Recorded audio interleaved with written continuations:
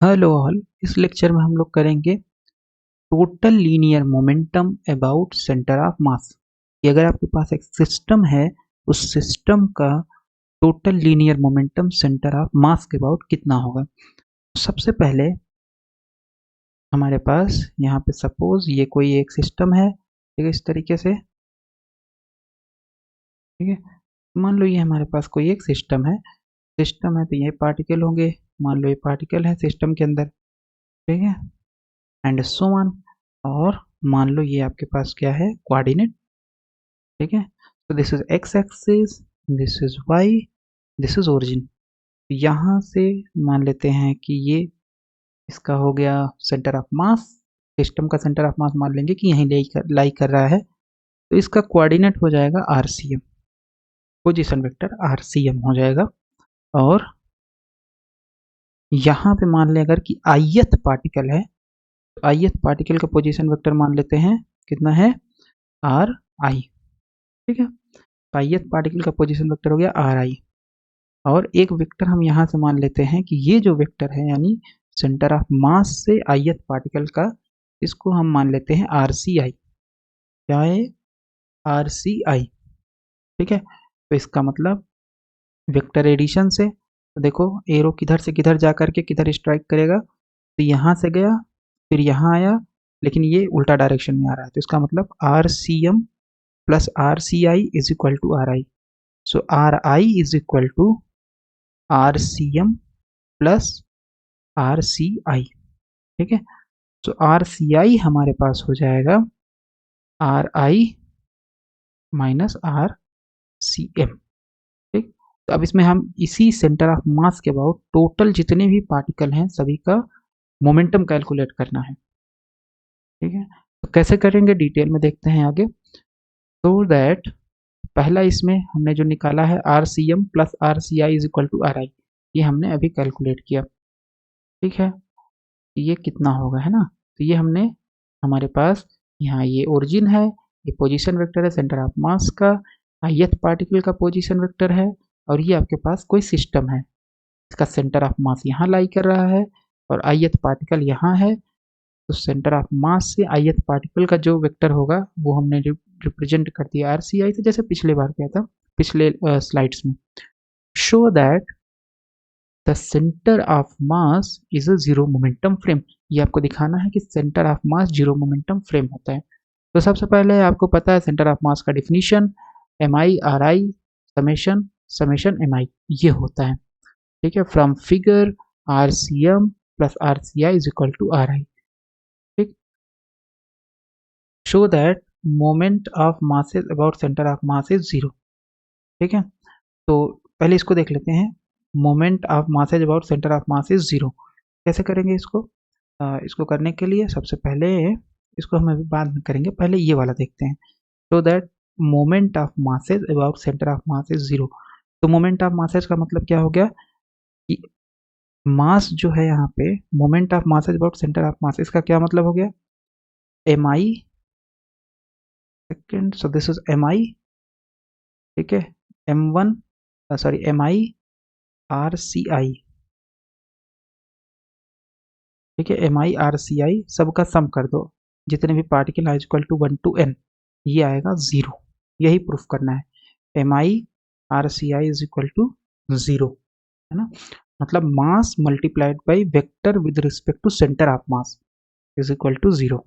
Centre of mass के about total moment is zero होता है, sorry this is null vector, ठीक है। तो ये दिखाना है हमें, ये वाला पार्ट। तो कैसे दिखाएंगे, सबसे पहले आर सी एम हमारे पास ये था, है ना, एम आई, ठीक है, एम आई आर आई। तो यहाँ आर आई में हम लोग ये इक्वेशन 2 का यूज करेंगे। तो इक्वेशन 2 का जब यूज कर लेंगे तो ये क्या हो जाएगा, simple R C M plus R C I हो जाएगा। सब्सटीट्यूट इक्वेशन 2 इक्वेशन 1, और ये एम आई ही था, यहाँ पे तो कुछ नहीं होगा, इसको मल्टीप्लाई करेंगे, M I R C M plus mass अंदर चला जाएगा, M I R C I हो जाएगा।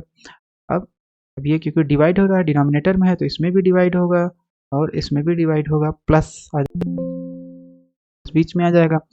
अब आर सी एम, इसके ऊपर तो कहीं पे भी आई इंडेक्स नहीं लगा हुआ है ना, इसका मतलब ये समीशन से बाहर आ जाएगा। समीशन से बाहर आ गया तो ये सेम टर्म हो गया, कैंसिल हो गया। सो ये कैंसिल हो गया, एम आई कैंसिल, ठीक है। और इसको ऐसे छोड़ देंगे, M I R C I, ठीक है। अब यहाँ पे क्या बचेगा, यहाँ पे बचेगा आर सी एम बच गया, आर सी एम से आर सी एम कैंसिल, तो ये आ गया M I R C I upon M I, ठीक है। सो दिस इज, ये जीरो हो जाएगा इधर जा करके, तो इसका मतलब ये पूरा टर्म जीरो हो जाएगा, है ना। ये उधर जाएगा जीरो, तो ये बराबर आ जाएगा जीरो, ठीक। अब क्योंकि ये डिवाइड हो रहा है तो मल्टीप्लाई करेंगे तो जीरो हो जाएगा। और यही तो हमें लाना था कि mass multiplied by vector with respect to centre of mass. RCI क्या है, सेंटर ऑफ मास से पार्टिकल का वेक्टर, ith पार्टिकल का वेक्टर, तो ये हो जाएगा जीरो, ठीक है। The products of mass and position vector of all the particle about the centre of mass is zero, ठीक है। और यही इसे, या हम इसको ऐसे भी बोल सकते हैं, moment of all particle about the centre of mass is zero, ठीक। तो अगर इसका डिफ्रेंसिएशन करोगे तो वो भी जीरो आएगा, जीरो का डिफ्रेंसिएशन जीरो, तो ये M I R C I differentiation करोगे ये अंदर चला जाएगा, मास कांस्टेंट है इतना हो जाएगा जीरो, इसका मतलब M V C I, so this is not I, this is C I, ठीक है ना। इसका डिफ्रेंसिएशन करेंगे यानी velocity with respect to centre of mass, this is velocity with respect to centre of mass, that is the total linear momentum about the centre of mass is zero. Total linear momentum centre of mass के about क्या होगा, zero होगा। Therefore, ये समझ में आया, total linear momentum about centre of मास। हमने इसको प्रूफ कैसे किया, पहले हमने ये प्रूफ कर लिया, ये प्रूफ हुआ, फिर दोनों साइड डिफ्रेंसिएशन किया, डिफ्रेंसिएशन करेंगे तो ये हो जाएगा इतना, ये अंदर चला जाएगा, और ये वेलोसिटी है वी सी आई, तो एम आई वी सी आई क्या है, ये पार्टिकल की velocity with respect to centre of mass, जहां पे भी सी आ जाएगा इसका मतलब सेंटर ऑफ मास के रिस्पेक्ट में। The total linear momentum about the centre of mass is zero, therefore centre of mass frame can also be known as zero momentum frame. तो zero momentum frame भी इसको बोल सकते हैं, क्यों, क्योंकि सेंटर ऑफ मास के about total linear momentum zero होता है। तो दो चीजें हैं, पहला है सेंटर ऑफ मास के अबाउट टोटल मोमेंट जीरो होगा, ठीक है, सेंटर ऑफ मास के about total moment about center of mass, about center of mass total moment is equal to zero. तो मोमेंट क्या होता है, यानी एम आई आर सी आई, ये जीरो होगा, ठीक है, I is equal to 1 to n। और दूसरा केस क्या है कि टोटल लीनियर मोमेंटम